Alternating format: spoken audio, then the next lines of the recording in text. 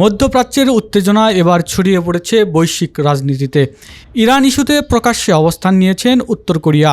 যুক্তরাষ্ট্র ও ইসরায়েলের সামরিক পদক্ষেপের কঠোর সমালোচনা করে নতুন বার্তা দিয়েছে পিয়ংইয়ং।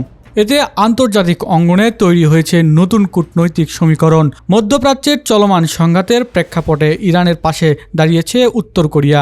দেশটির রাষ্ট্রীয় বার্তা সংস্থা কোরিয়ান সেন্ট্রাল নিউজ এজেন্সি জানায়, পররাষ্ট্র মন্ত্রণালয়ের এক মুখপাত্র যুক্তরাষ্ট্র ও ইসরায়েলের সামরিক অভিযানের তীব্র নিন্দা জানিয়েছেন। এক বিবৃতিতে এইসব হামলার অবৈধ অগ্রাসন ও আন্তর্জাতিক আইনের সরাসরি লঙ্ঘন হিসেবে আখ্যা দেওয়া হয়।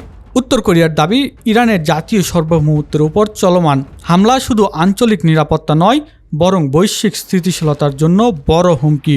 এক বিবৃতিতে যুক্তরাষ্ট্রকে আধিপত্যবাদী হিসাবে উল্লেখ করে বলা হয়েছে, ইরানের বিরুদ্ধে সামরিক অভিযান ছিল পূর্ব পরিকল্পনা, তবে পিয়ংইয়ং সরাসরি কোনো সামরিক সহযোগিতার ঘোষণা দেয়নি। বিশ্লেষকদের মতে এটি মূলত কূটনৈতিক চাপ তৈরির কৌশল। হামলার পর ইংরেজি ও কোরিয়ান দুই ভাষায় প্রকাশ করে এক বিবৃতি। এতে মধ্যপ্রাচ্যের শক্তি ও স্থিতিশীলতা ফিরিয়ে আনতে সংশ্লিষ্ট দেশগুলোর দায়িত্বশীলতার ভূমিকার উপর জোর দেওয়া হয়েছে।